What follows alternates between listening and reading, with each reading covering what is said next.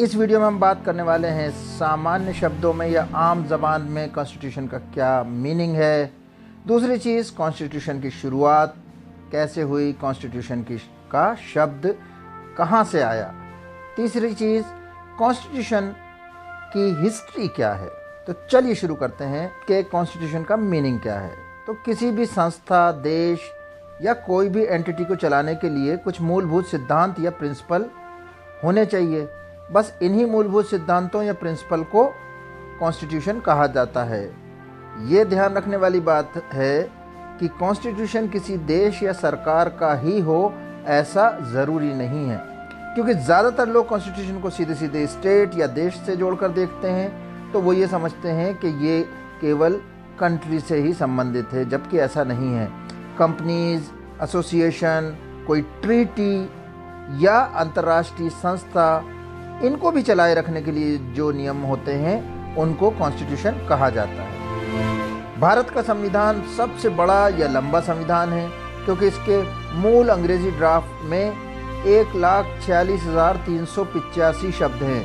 1,46,385 शब्द या वर्ड हैं।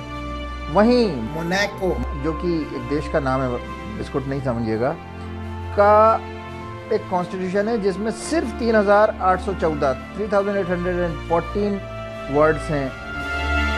अब बात करते हैं कि कॉन्स्टिट्यूशन की शुरुआत कैसे हुई। जो वर्ड कॉन्स्टिट्यूशन है ये असल में लैटिन भाषा से आया है, और लैटिन भाषा में जो आया है वो भी फ्रेंच से, लैटिन का शब्द फ्रेंच से होता हुआ अंग्रेजी में आया है।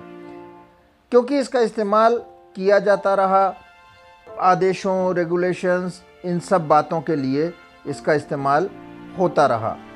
कैनन लॉ में, कैनन लॉ यानी कि जो क्रिश्चियन धर्म से संबंधित कानून हैं, उनमें विशेष रूप से पोप जब कोई आदेश जारी करते हैं तो उसे अपोस्टोलिक कॉन्स्टिट्यूशन कहा जाता है। अब बात करते हैं हिस्ट्री ऑफ कॉन्स्टिट्यूशन की। आधुनिक इराक में खुदाई में मिले अवशेषों से पता चलता है कि 2320 BC में भी सुमेरियन राजा के ऐसे आदेश मिले हैं जिन्हें हम कॉन्स्टिट्यूशन का स्वरूप कह सकते हैं। अब ज़रा मॉडर्न एज में आते हैं और बात करते हैं 1789 की। इसकी शुरुआत होती है constitution of United states of America से, जिसे संक्षेप में US कॉन्स्टिट्यूशन भी कहा जाता है। अब कुछ मज़ेदार बातें जानते हैं इस संबंध में, कॉन्स्टिट्यूशन के संबंध में। 1801 से 1809 तक अमेरिका के तीसरे राष्ट्रपति रहे थॉमस जेफरसन ने कहा था, कॉन्स्टिट्यूशन की उम्र 20 साल से ज़्यादा नहीं होती है, 19 साल की ही होती है। पर वास्तविकता यह है कि उसी अमेरिका का कॉन्स्टिट्यूशन सदियों बाद आज भी चल रहा है। 2009 में हुए एक अध्ययन से पता चला कि कॉन्स्टिट्यूशन या संविधान बनाने की जो औसत अवधि है, यानी कितने वक्त में संविधान बनेगा, ये 16 मंथ है। अब इसके एक्सट्रीम पर, जहाँ ये सिर्फ 16 माह है, अब इसके ये तो एवरेज है, मगर इसके एक एक्सट्रीम पर म्यांमार का 2008 का कॉन्स्टिट्यूशन है, जिसे कहा जाता है कि 17 साल से छुपाकर बनाया गया। म्यांमार बर्मा बनाकर बनाया जाता रहा था।